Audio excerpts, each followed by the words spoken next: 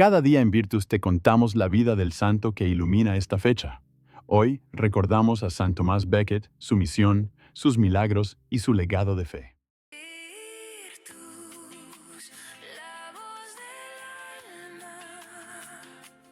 En la brumosa Londres del siglo XII, bajo el cielo plomizo que se cernía sobre la Catedral de Canterbury, un joven Tomás Becket caminaba con paso firme hacia su destino.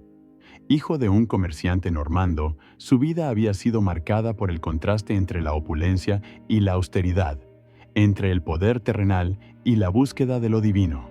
Desde niño, Tomás había sentido el llamado de Dios, pero el mundo lo había arrastrado hacia los placeres de la corte, donde su ingenio y astucia lo convirtieron en el favorito del rey Enrique II. Sin embargo, en el fondo de su corazón, una semilla de santidad crecía en silencio, aguardando el momento de florecer. El rey, viendo en él un reflejo de su propia ambición, lo nombró canciller. Y Tomás, con su elocuencia y sabiduría, gobernó con mano firme. Pero el destino tenía otros planes para él. Una noche, mientras las sombras se alargaban sobre el Támesis, Tomás recibió una visión. Un ángel de luz le reveló que su verdadero camino no era el del poder, sino el de la fe. Con el corazón en llamas, Tomás tomó la decisión que cambiaría su vida para siempre. Renunciaría a su cargo y se consagraría al servicio de Dios. Pero el rey no estaba dispuesto a perder a su más fiel servidor. La batalla entre el poder temporal y la voluntad divina estaba a punto de comenzar. La Catedral de Canterbury, con sus vitrales que teñían el aire de colores sagrados, se convirtió en el refugio de Tomás. Allí, entre los murmullos de los monjes y el incienso que ascendía hacia el cielo, encontró la paz que tanto había anhelado. Pero el mundo exterior no lo dejaría en paz.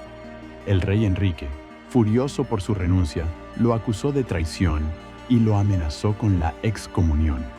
Tomás, con la firmeza de un roble, se mantuvo inquebrantable. «Prefiero morir a traicionar mi conciencia», declaró ante los cortesanos que lo presionaban. Su valentía se extendió como un fuego sagrado, inspirando a muchos a seguir su ejemplo. Sin embargo, la ira del rey no conocía límites. Un día, mientras Tomás celebraba la misa, 4 caballeros enviados por Enrique irrumpieron en la catedral. Sus espadas brillaban bajo la luz de las velas y sus rostros eran máscaras de odio. «Venid, caballeros», gritó uno de ellos. «El rey nos ordena llevarnos a este traidor». Tomás, con las manos levantadas en oración, no se inmutó.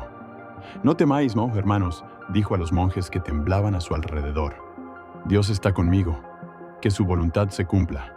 Los caballeros avanzaron hacia Tomás, pero algo en su mirada los detuvo.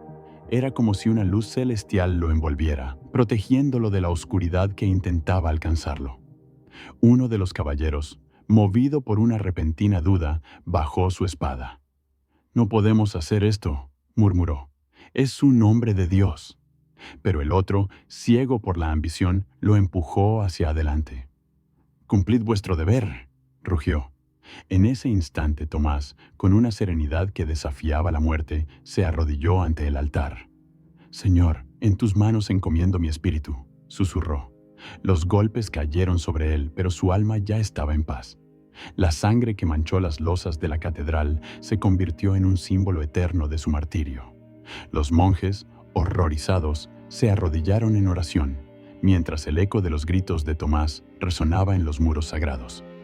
«Por Dios y por la Iglesia», fueron sus últimas palabras. La noticia del martirio de Tomás Becket se extendió como un rayo por toda Inglaterra.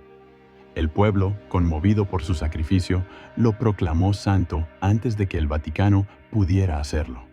Las peregrinaciones a Canterbury comenzaron de inmediato y los milagros se multiplicaron en el lugar donde había caído.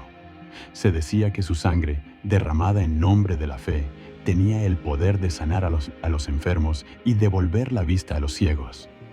El rey Enrique, consumido por la culpa, se arrepintió públicamente y ordenó que se construyera una capilla en su honor. Pero la verdadera victoria de Tomás no estaba en los monumentos, sino en los corazones de quienes lo recordaban. Su ejemplo de fe inquebrantable y valentía ante la adversidad se convirtió en un faro de esperanza para generaciones futuras. En las noches de invierno, cuando el viento aullaba alrededor de la catedral, se decía que el espíritu de Tomás aún vagaba por sus pasillos, protegiendo a los fieles y recordándoles que la luz de Dios nunca se apaga. Años después de su muerte, la leyenda de Thomas Becket creció hasta alcanzar proporciones míticas.